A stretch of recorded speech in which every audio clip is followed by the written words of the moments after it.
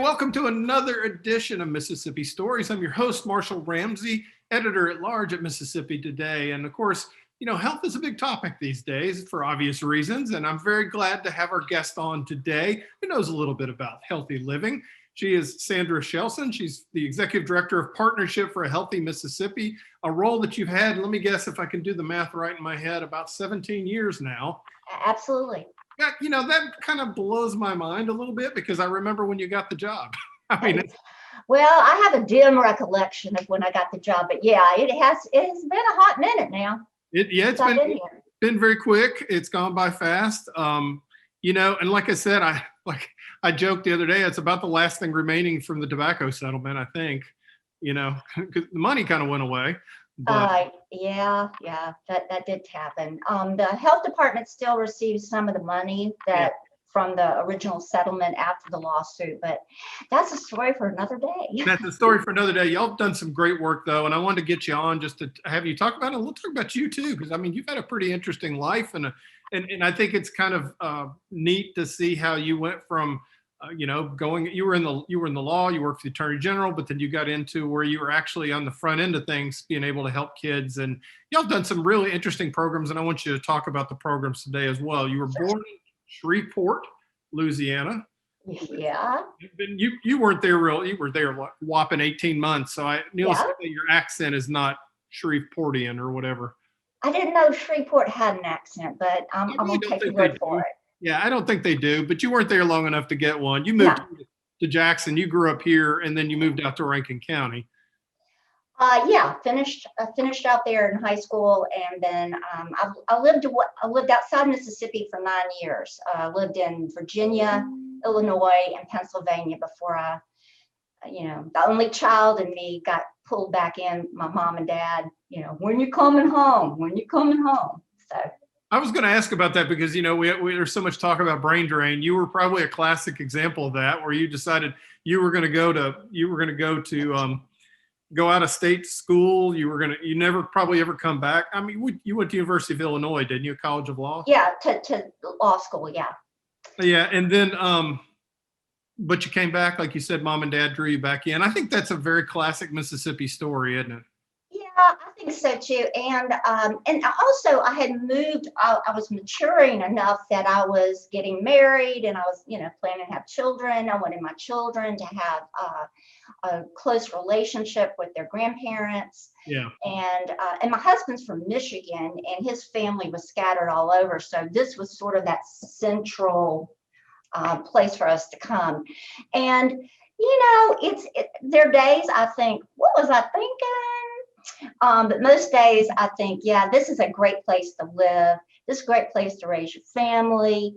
There's a lot of politeness. Sometimes it's a little two-faced, but most of the time it's fabulous. And I love talking to the lady at the checkout counter. And I love the fact that even though there are 2.9 million people in the state of Mississippi, it's amazing how many you know. I know. There are 2 degrees of separation. Sometimes I don't know if there's one, but anyway, it's been a good experience. And I always had a do-gooder kind of heart. My dad always said that if doing good would pay well, I'd be a very rich woman. But I always thought, if I want to do something, Mississippi's a great place to do it. There's a lot of passion for things, a lot of need, particularly, and I've kind of been able to live that out. So I from that standpoint, I feel very blessed. Yeah, well, let me ask you this though, real quick. So when you were thinking about leaving state, you're going to law school, and by the way, you have grown kids now. I do. In fact, my daughter just finished law school at the University of Illinois. And her name is Carlisle. And that's where you moved to Carlisle, Pennsylvania. I did. And my husband and I met there. Yeah. And that's why we named her Carlisle. Okay. I was going to ask if there was the coincidence was too strong. So that's really cool. And then we also have a son who is a junior at the University of Virginia. Oh, wonderful. Wonderful. What's he wanting to go into? He is interested in I want to say business. He's in the commerce school, Gotcha. but he wants to do more like the marketing side. Yeah. Tucker is one of those guys that when he had to come home his freshman year, and one day he told me, he said, you know, Mom, I think I want to get into TikTok. And I said, and that is what? You know, a clock factory? Didn't know anything about it. Next thing I knew, this kid has 100,000 people liking all the stuff he was doing. And it was interesting for me because you know how you got 3 kids, so you know, you learn so much from them. It informed a lot of what we do at the partnership because it was that platform that, especially during the bulk of COVID, so many adults and children gravitated to. So he taught me a thing or two about TikTok so that I could at least have an intelligent conversation when I was talking to my team here about it.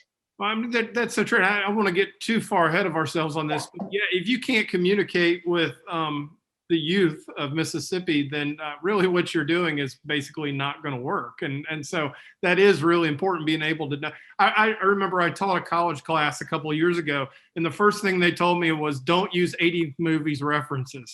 I'm like, that's all I know. Well, yeah, but hey, Marshall, you need to feel special because the 80s are coming back now. Well, thank goodness I can start growing my mullet out again. That's good. Just as long as the shoulder pads don't come back, I can hang with it, but not the shoulder pads. Yeah, you know, I mean, it was sadly one of my classmates passed away from COVID, but they've been posting a bunch of pictures from us in high school. A lot of my friends have been, and I'm just looking at it going, no, I tried to forget. It's definitely not working. Well, yeah. You and your husband came back to Jim, right? Yes. Your husband, yeah. Y'all came back to Mississippi. You got a job with Mike Moore. I did. I was very, and I will tell you, you know, I've been away and I did not know about this Mike Moore phenomenon. And I'll never forget, I had been hired, and I think this gives you a real insight into the kind of fellow he is, and you know him, so you know what I'm talking about. One day I was eating lunch at my desk, which I have done pretty much most of my career, and they were rounding up some folks to come and talk to a group of kids that was coming to the AG's office. So there were no television cameras, there were no cameras, period. But you know, they just wanted sort of a random sampling of a few of the lawyers to talk to these kids. And there was 1 or 2 of us other than Mike. And Mike took so much time with those children and, you know, just listened to what they had to say, responded with appropriate questions. And I thought, you know, this is a different kind of politician. This is not a photo op. This is about somebody. And, you know, kids know that. They know when they're being talked over to, talked down to. They know when they're being played. And you could tell that they were completely engaged. So, you know, even though I had at that juncture in 1992-3, I had never had an opportunity to vote for him. I became a believer during that, watching that, and then of course watching the rest of his career with everything else that he did. He truly is that servant leader. Yeah, he's still. And I learned so much. And I ran into him. I guess was it 2 years ago? You know, COVID's kind of messed with my whole idea of time, but it was 2 years ago, and I was up in Oxford, and he was in town, and I ran into him, and you know, I think he still has PTSD on how I drew cartoons about him at this point, but. You know, but it was good to see him, and I think he'd just taken on the opioids at that point and had some success and so forth. But just the classic battles between him and Governor Fordyce, I mean, nobody, if you weren't around during that time, that was just absolutely. Yeah. You can't make that stuff up. No. But although your drawings of it were precious. I mean, I love the fact that his hair kept getting. It looked more and more like a cigarette ash. Yeah, in fact, I did draw it as a cigarette ash one time, but it was like every time he complained about it, I'd draw it taller. That was kind of, That and Amy Tuck's eyes. I remember one time hearing you talk about that. The more she complained, the more disparity there were in the sizes. yeah, one kept getting bigger than the other, but we won't, We won't go there. yeah, I think she's probably still a little mad about that one, but that's okay. A little bit, what were you doing in the AG's office? What was your job? Well, interestingly enough, I was hired into the state and local government section, and it wasn't too long after I got there that I became the, lack of a better term, the election lawyer.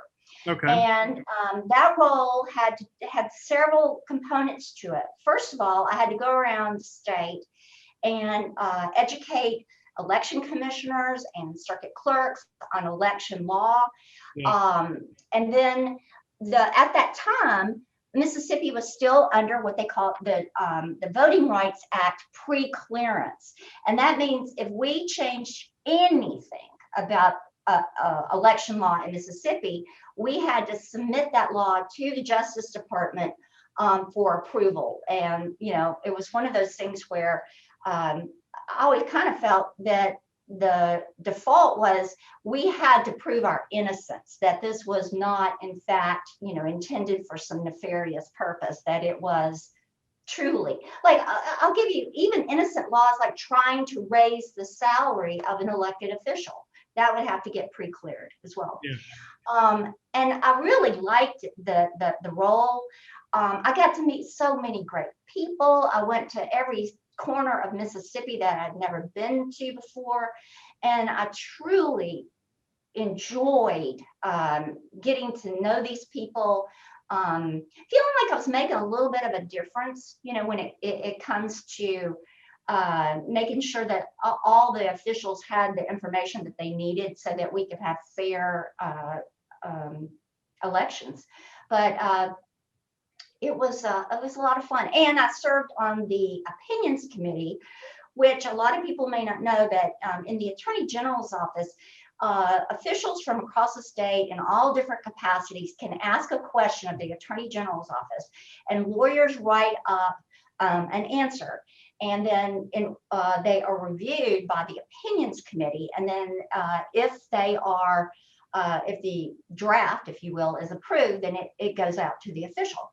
And then the official that relies on that Attorney General's opinion is not held accountable, you know, because they have this legal opinion that says you can act this way or you can't act that way. I mean, that's kind of a simplistic way. It's set in statute. But, and that was always fun because you can't even, well, yes, you can. You can imagine some of the questions that would be asked. So that was a lot of fun. But my role at the Attorney General's office, it started to evolve, if you will. Mm-hmm. I had the privilege of being I've always done a lot of community service.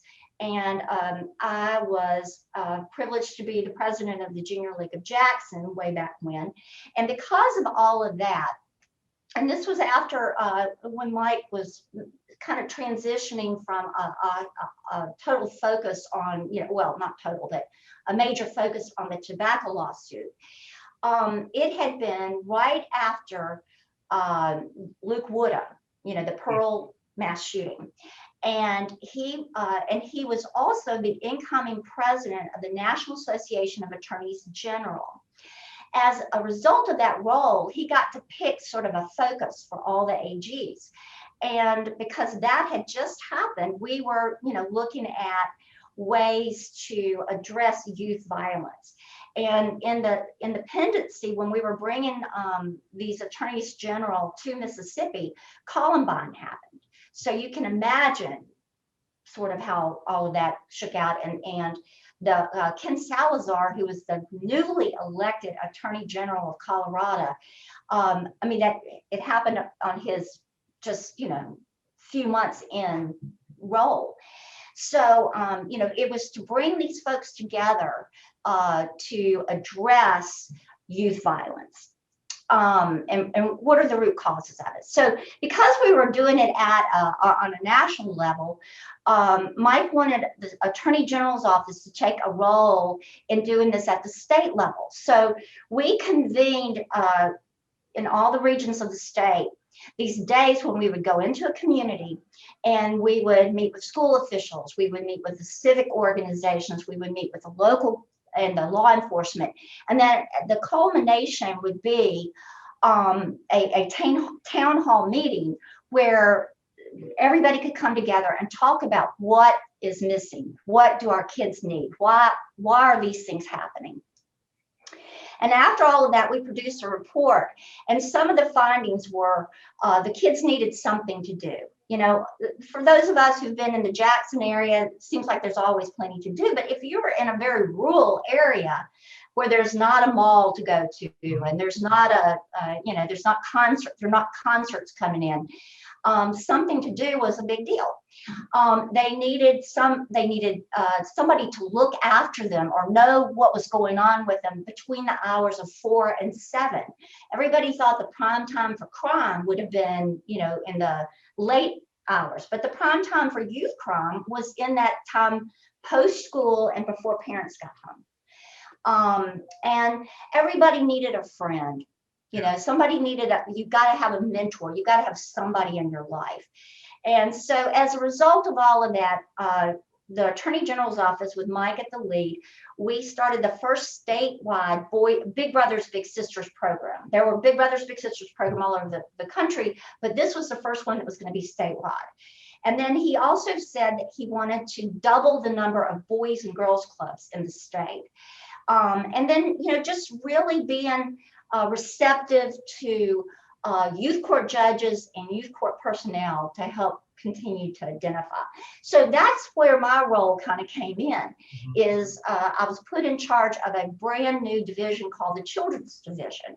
And we brought the attorneys from the Attorney General's office that represented all of the agencies that had an impact on children: Medicaid, education, mental health, you name it. We brought them all together and tried to work on what is the commonality of all of this. That seems like a very long answer to your question, but it was fascinating work, absolutely fascinating work. And you start finding where the things that I guess, Marshall, one of the things that we find out is we have so much more in common than what divides us. And that's true with the children. That's true with the solutions. When we had all of those attorneys general here, we had this panel. And I think this is one of the most telling things to back up what I just said. So you had you had kids that were from some of the private schools and some from the more inner city schools. So you had this plethora of students up there. And this one child, and out of the mouths of babes, she was probably about 14 or 15 years old, and an African-American young woman. And she said the only difference between my mama and her mama, pointing to a white child from a private school, is the kind of club they go to. Wow. So one is, not there because she's at the country club. Another is not there because she's, at a dance club or whatever. Yeah. That was her point. But the point was they weren't being paid attention to. Right. So it was just mind-blowing to me. And it's really, That's a pretty darn smart kid. I know. I mean, wow. Yeah. So, that really informs a lot of what I've been doing over the last 20 plus years, even here at the partnership, is trying to keep in mind the clubs that the kids are exposed to in whatever way. Yeah, I'm really glad that you did tell the story in detail, because I think I've always found it interesting, your transition from going into law, and then suddenly you want to get more on the front end of being able to help on that. And the partnership, if I remember correctly, it started in '98. I think it's when it was. Yeah. And you got hired in 2000. I remember I think the job came open in 2004. I'm not sure if you started. That's when there had been a previous executive director, Yeah. and I was brought on kind of at the same transition when Mike was leaving the Attorney General's office. This opportunity came available, and I felt like I've been training for this job for forever. Right. Trying to continue to work with kids, work for kids, because as great as Mississippi is, one thing I did learn is that you don't have a lot of lobbyists, especially well-financed lobbyists, working on behalf of children. And that's kind of where I wanted to be. I wanted, especially at this point, when I came to the partnership, my children were young. My son, he turned 3 right after I came here, and my daughter was 9 or 8, 9. And so it was very important to me to try to make a difference for, the children of the state, because I had my own focus group of 2. And, I could see how certain things were impacting them. So. Isn't that funny how it changes things? Because I always tell people that when I moved here, I didn't have kids. I've got 3 now. And the moment my first was born in 2000, I went from being a cartoonist to actually wanting to do.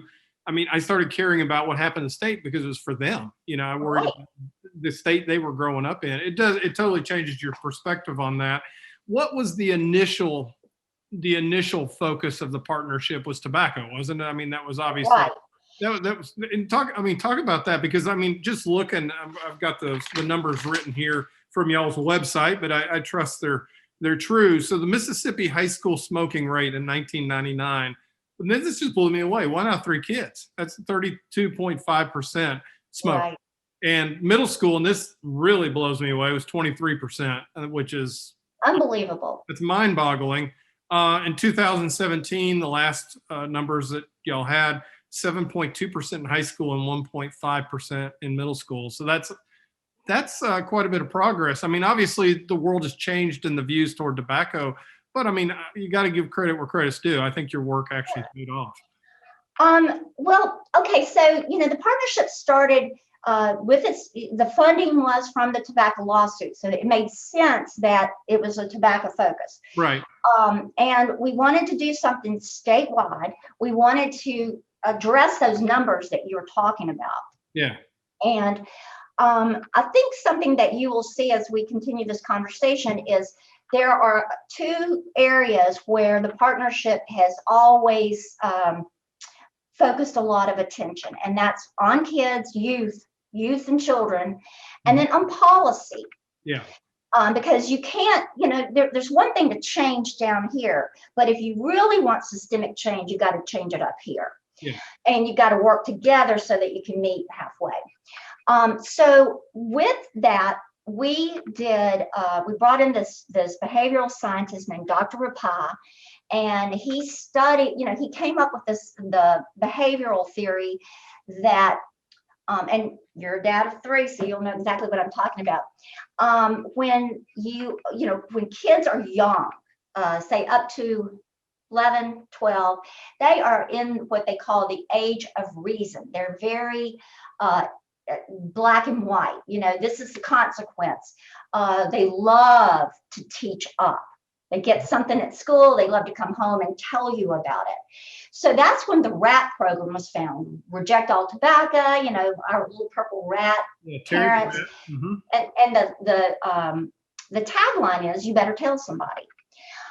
So then magically one night they go to bed and they wake up and they are teenagers or pre-teenagers, and everything goes out. You think an alien has taken them.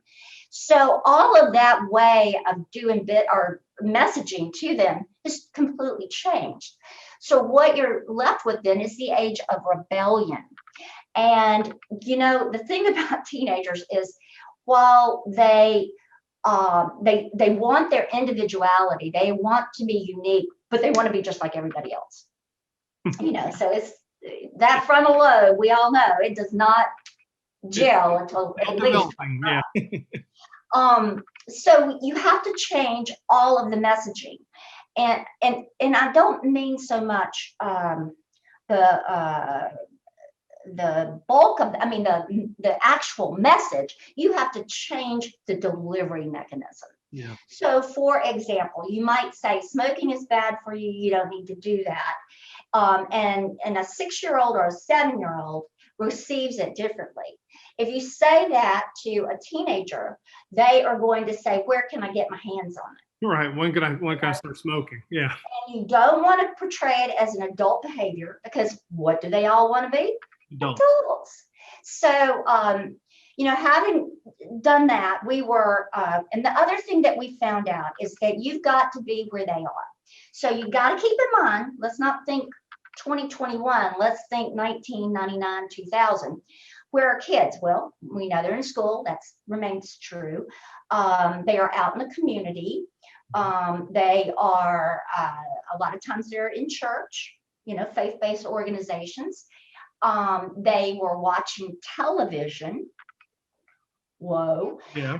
Or listening to the radio. So we had to be everywhere that they were. And the reason for that is you can't do a one and done. You can't say, here's the message and that's it. They have to see it and hear it and absorb it from all those different facets so that it will finally sort of resonate. And so that's what we were doing. We were trying to make sure that they were hearing the message in various ways, but in a way that was appealing to them. And I will tell you that is a very expensive undertaking, because back then you had to produce the commercials, you had to place the commercials, and it was very expensive. While there's good, bad about the social media and all of that, that's one thing that has been kind of from reduced nonprofit coffers standpoint, a godsend, because you don't have to do all of that in order to get the message out. So, we had to report to a court every year on our findings. What were the changes that we were making? So I mentioned policy. So we had all of this great work going on with the kids. And then in the year 2000, we were able to get the legislature to pass, if not the first, one of the first smoke-free school laws, and for all the public schools in Mississippi. And that was truly driven by youth. Marshall, when I think back to my days back then, if you went and knocked on the teacher's lounge to ask a question and you opened the door, the smoke would just billow out. So, that was the do as I say, not as I do model. Yeah. And so if we're trying to get these kids to do this, we had to reverse that. And so that was great. Other policy thing that we started, Metcalfe, Mississippi was the very first smoke-free community in the state of Mississippi. While we have been trying, my favorite slogan is smoke-free in 2003. We've been trying to get a statewide smoke-free law since 2003. And let's review, it's 2021. While that has not worked out, we have so far, always hope, we have 174, maybe even more than that, communities that are smoke-free, and at least 4 or 5 counties that are smoke-free. So that's a very positive thing, and that has impacted a lot of lives. Now, it does sound impressive. However, it only covers about a little over a third of our population, because we are so rural.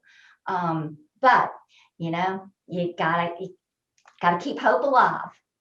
That, like I said, I remember, I moved here from California. I'm from Georgia. So, but we lived out in San Diego, and I remember the first time I stepped into a restaurant and everybody was smoking, I was just like, it was kind of shocking, actually. Yeah. But those numbers are great. And obviously, that was the beginning part of your mission. You've kind of reached out, you've kind of, overall children's health, because really, honestly, wealth and health kind of go together. And, that's been a big issue.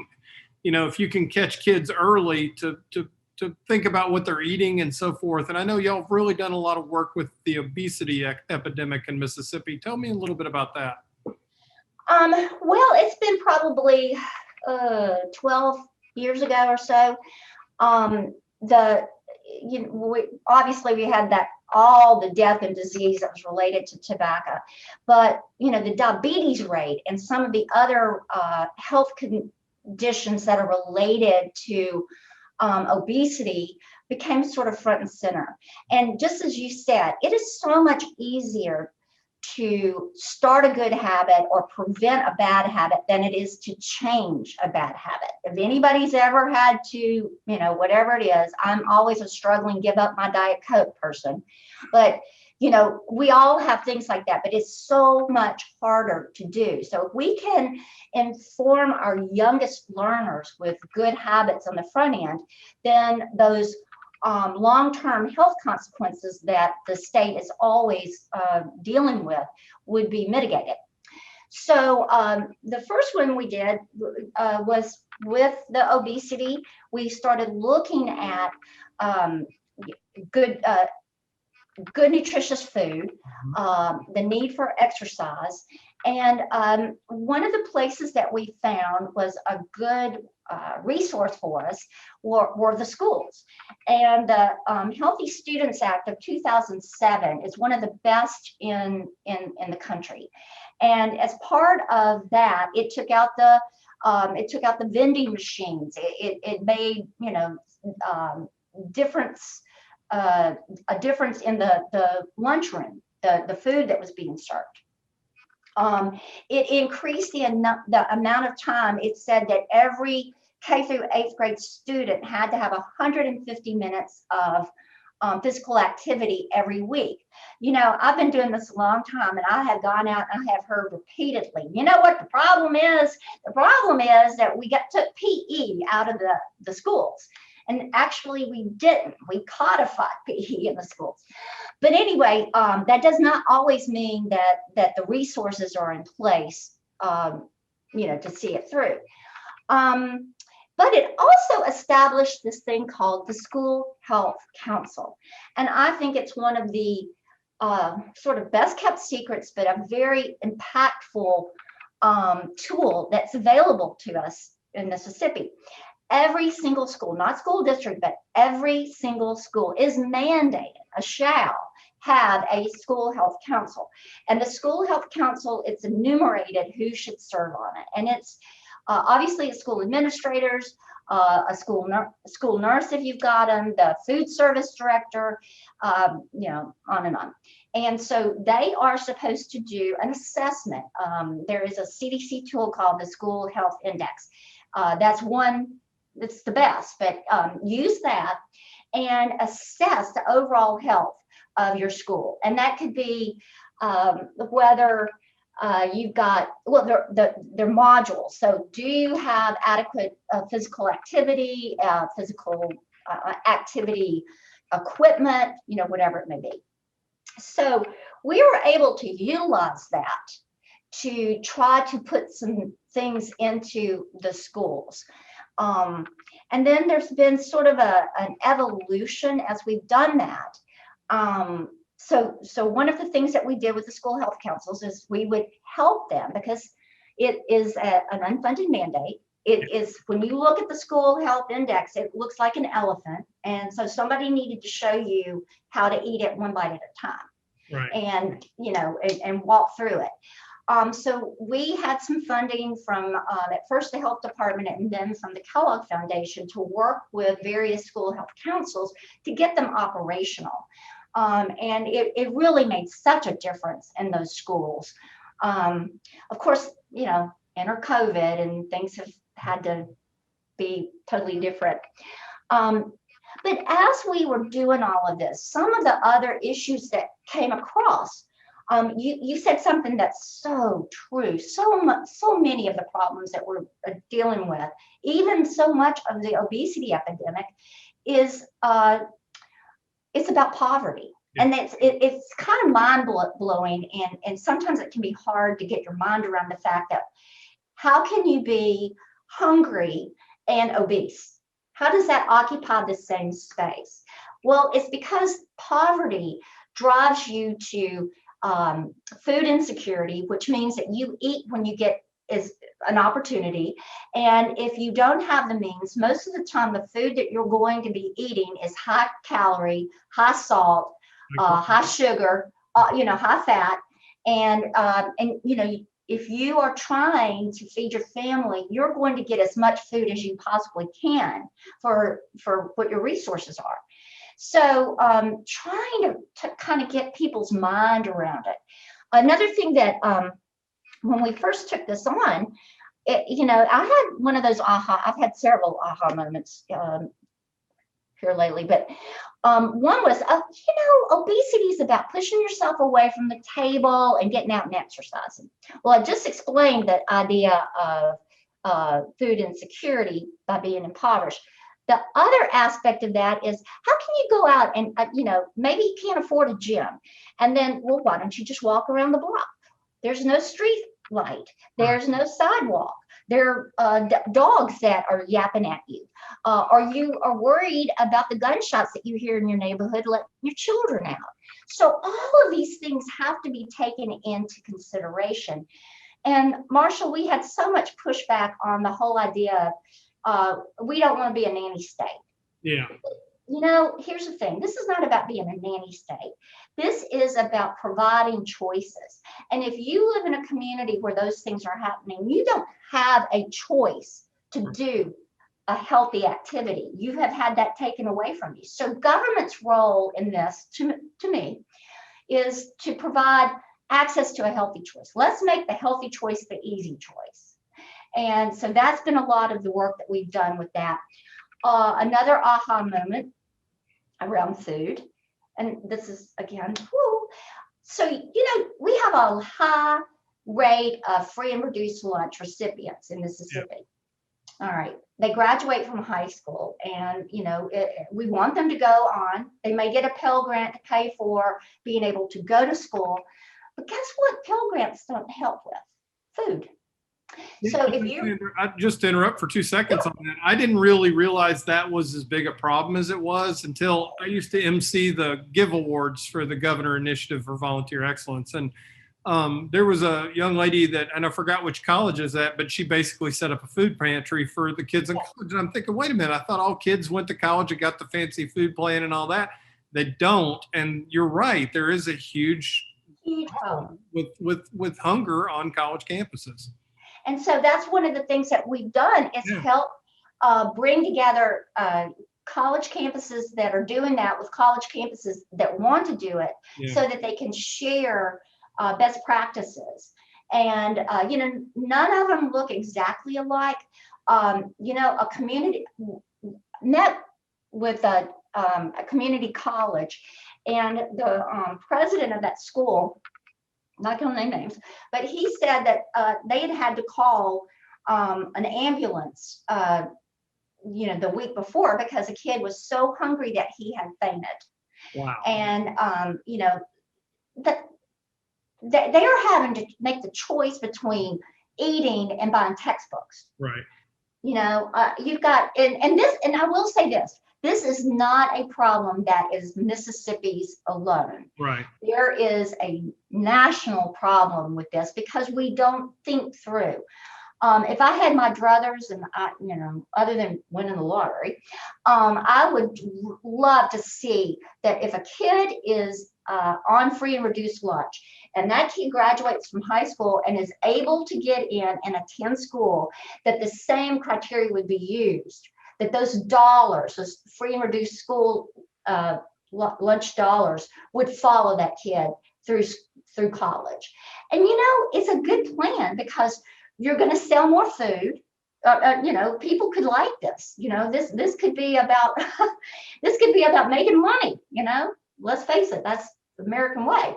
But it could be something that our kids wouldn't have to worry about.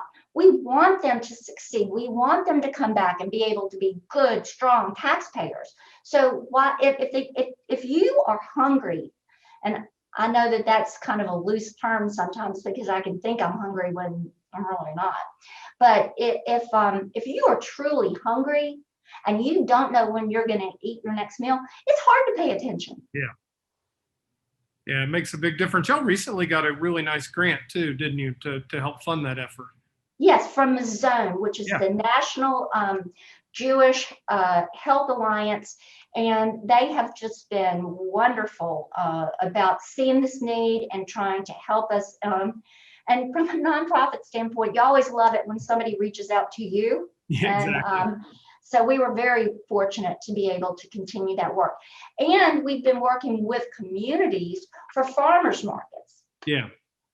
Because there are other organizations. I'm not trying to say we're the end all be all, but we're trying to work in concert with the other organizations to do something like extra bucks, where if you are going to a farmer's market and you have an extra buck, this $1, your $1 is going to get you $2 worth of whatever it is. Yeah. So there are programs like that that are very helpful.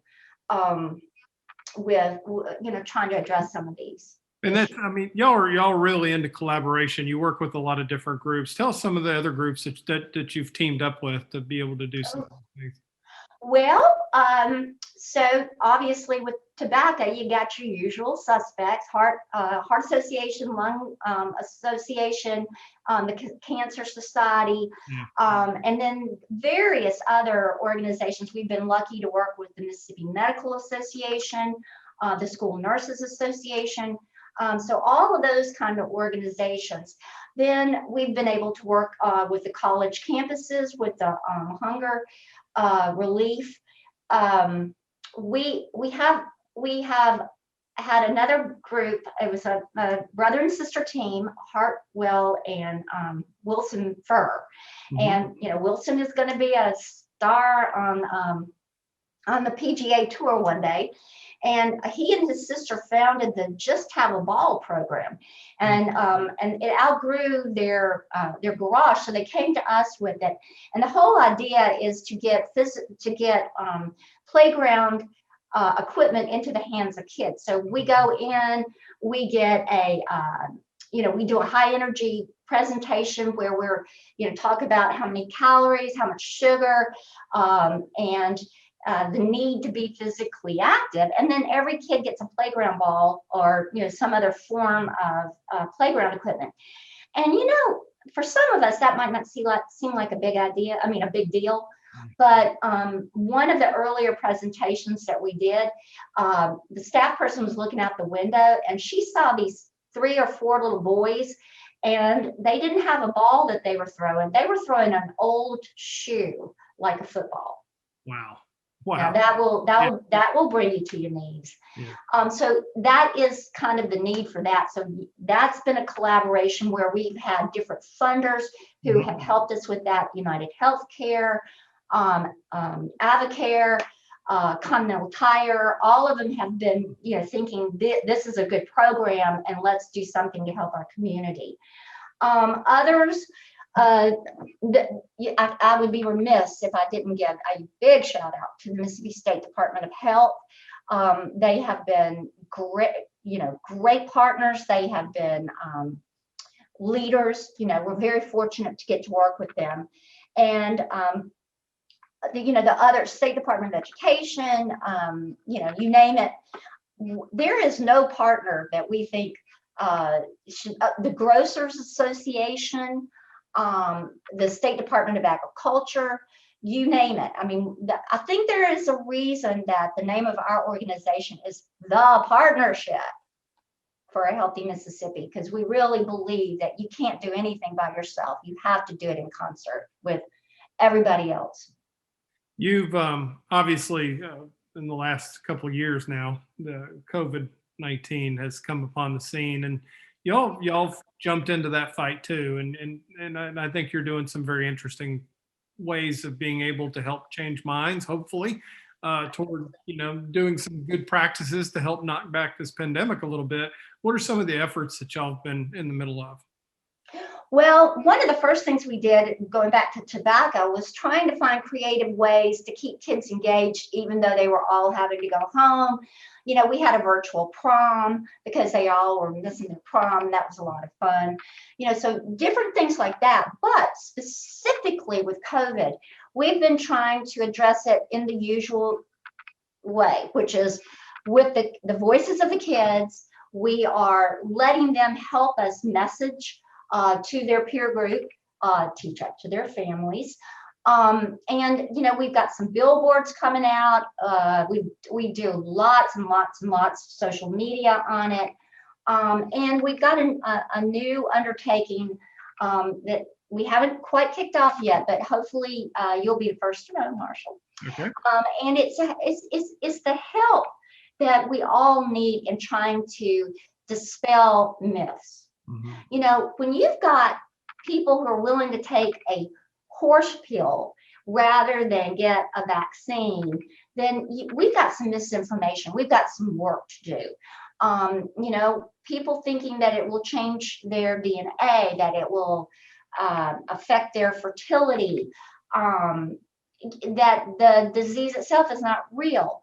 Things like that. We want to be, non-judgmental. We want to, these are the ways that you are going to be safe. These are the ways that we are all, as a state, as a nation, as a country, as a world, going to get back to normal and be able to do all of those things. So, that's been a lot of what we've been trying to do, whatever it may be. We just did a contest with these kids. Their messaging was fabulous. We've done some with the school teachers, and we're sending them all COVID kits. One of my favorites, though, we've got a billboard coming out, and it shows venues that are empty, that should be full, like classrooms, stadium. There's something else, I forgot, maybe like a concert. And it says, this is the difference a vaccine makes, because, they'll all be full. Yeah. If we get back to normal. So, it has been a real challenge for everybody, obviously. Something else too that is we're working on, and I think it underlies everything that we've done. And it took COVID for us to kind of unearth it, and that's mental health. Yes. And the mental health, if you don't feel good about yourself, a lot of times you're going to engage in negative behaviors. Right. COVID has unearthed a lot of issues, or exacerbated a lot of them. Yeah. So we are very cognizant of that. We want to be a part of that conversation, and we want to be a part of trying to address you got kids where being at home all the time was truly tragic. I mean, if you are a child that lives in a situation, school might have been your safe haven. Safe place, and where you probably got your most food that you got and everything else. Yeah, no, it's amazing. It really did. It was almost like Toto and the Wizard of Oz when Toto pulled back the curtain. Yes. COVID just totally exposed so many weaknesses in so many parts of our society. And of course, obviously, mental health is a very important part of that. You talk about early on, television and traditional media was kind of your avenue to be able to get your message out. Obviously, social media is now where everybody's doing this. They're looking at their phone all the time. It's getting their dopamine that way. Talk about your staff, because obviously you have to have some people that are pretty savvy at being able to communicate that way and to be able to get messaging across. How do you find staff, and how many staff do you generally have working for you? We have, we're at around 10, 11, 12 most of the time here lately. Excuse me. And as far as your question is concerned, once it became clear that this is the direction that you really have to go, started actively looking for people that had that talent. Yeah.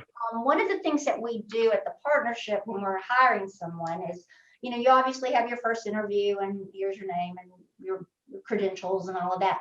But if you're going to go to the second round, we ask everyone to do a project. And this is because everybody's interview skills are different. Yeah. You've got some that are quiet, might not showcase themselves the best, but this way you can compare apples to apples. And so with this most recent iteration, really focused that as our project. What, how would you get this message out? What are the platforms? And, I like to tell my kids that you better be careful on social media, because every future employer is going to go on social media and they're going to vet you that way as well. Remember when we were kids, they'd always talk about our permanent record? Yes. And now there's finally a real permanent record.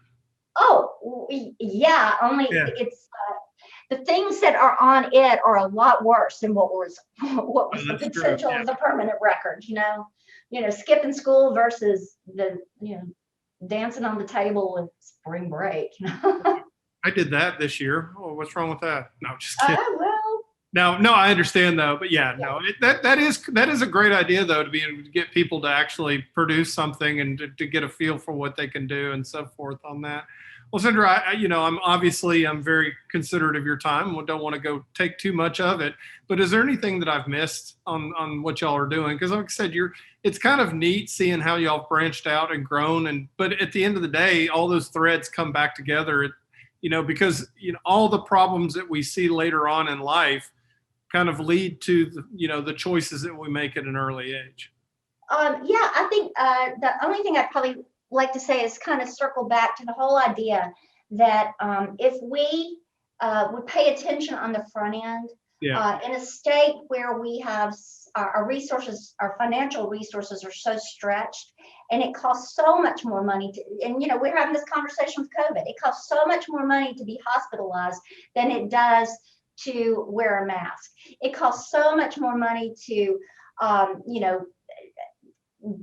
be full-blown diabetic, when some moderation on the front end or some behavioral modifications could preclude that from happening. I mean, type 2, not type 1. Right. I don't want to get hate now. And that's just like with tobacco. We know that if you don't, and the last thing I want to say, because I feel like I should be hit in the head for not having said it earlier, is the vaping crisis. You talked about our great work. Well, it's come full circle now. And the vaping has gotten out of control with our kids. And the addiction to nicotine has gotten more pronounced because the vaping devices have so much more nicotine in them than traditional cigarettes. And it was sold as a safer alternative than smoking. That's what's been so ironic about it. Yeah, and you have parents who've actually bought it for their children thinking that.